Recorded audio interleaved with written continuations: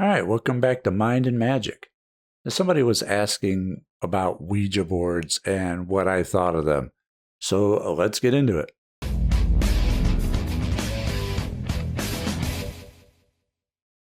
All right, so if you want the short answer is don't mess with Ouija boards. Because the problem with Ouija boards is that you don't have the control over who's coming through. And what tends to come through are low astral entities who can end up causing problems for those who call them up. I would consider it a type of summoning, but one which people can get themselves into trouble. Now, I've had my fair share of experience with Ouija boards from when I was younger. I actually messed with them quite a bit. And you know how they say, oh, you're not supposed to use a Ouija board alone? Well, that's how I know that they work, is because I know I wasn't moving the planchette. It was moving on its own with my fingers barely resting on it, while providing intelligent answers. That's how I know. And also because of that, unfortunately, it got me kind of infatuated with it. But unfortunately, you tend to attract lower astral entities who tend to start off like they're your friend, but then always tends to devolve in threatening you in some manner or cursing you out. Things always tend to take a dark turn with Ouija. And they tend not to tell the truth. So you may think that you're calling up the same spirit, but it's just one that's lying and pretending. You know, it's not unlike the EVP sessions that we have with the spirit box, where you have a bunch of different voices coming through, except with Ouija, it's with the planchette and trying to spell and write it out.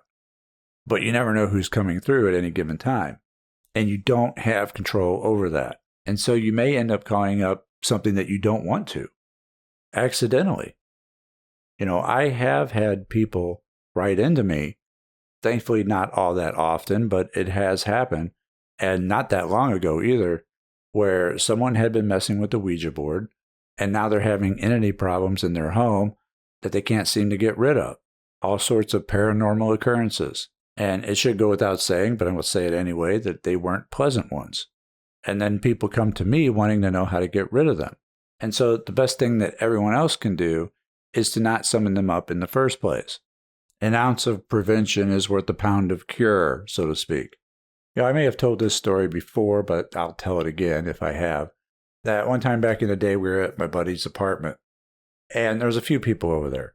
And, you know, we were partying, and someone broke out the Ouija board.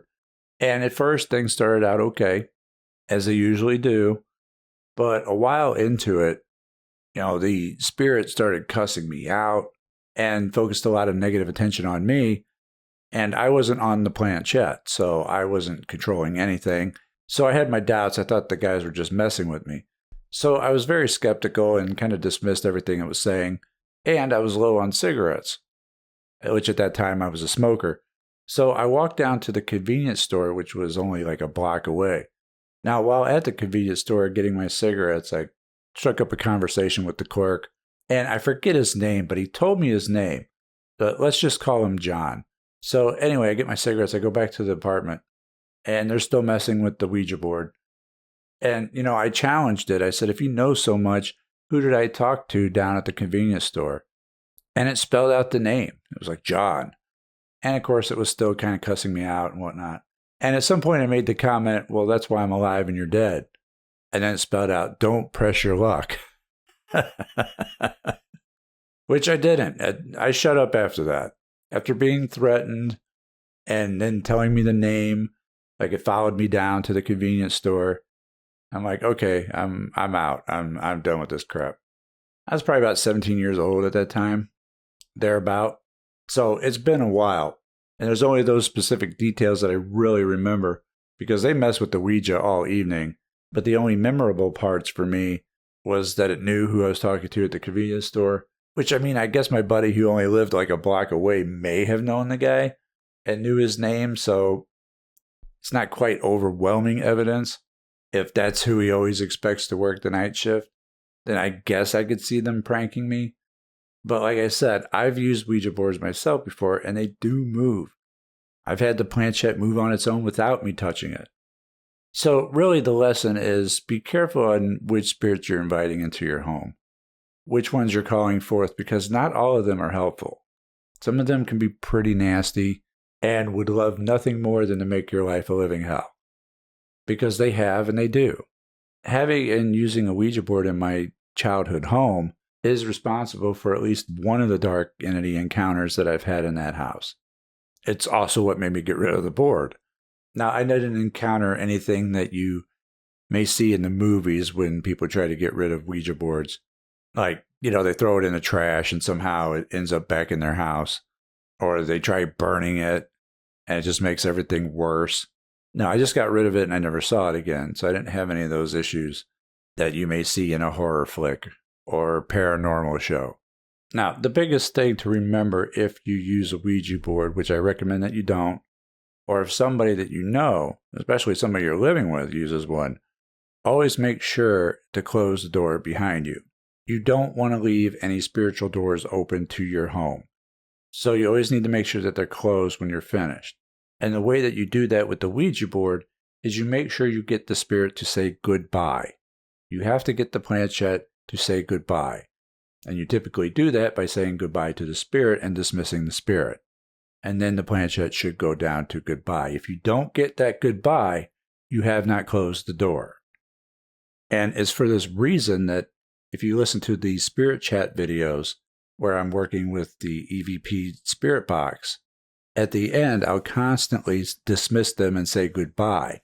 And if I still hear voices coming through or replies coming through, then the door is not closed and I have to keep saying goodbye, goodbye, goodbye until I get at least a few moments of silence to where nothing else is coming through. And then I turn off the spirit box and end the session because sometimes spirits don't want to leave. And so for that reason, you need to be firm with your dismissals. Polite, but firm. And make sure that everything is closed before you end the session. Otherwise, you can cause a big problem later. You don't want an open portal to the other side in your home. It's important enough to be one of the laws of magic. Make sure that you close all spiritual doors behind you when you're finished. And that's not just for Ouija or the spirit box. That pertains to evocation and invocation. Anytime that you're working with spirits, even calling upon your ancestors for assistance, you always do a dismissal and close those doors. My dismissal is pretty much always the same because I typically call upon the archangels before I do any type of spirit work or magical work. The dismissal is as follows. I thank the archangels for heeding my call. Blessed art thou. Stay if thou wilt, go if thou must. May there always be peace between me and thee.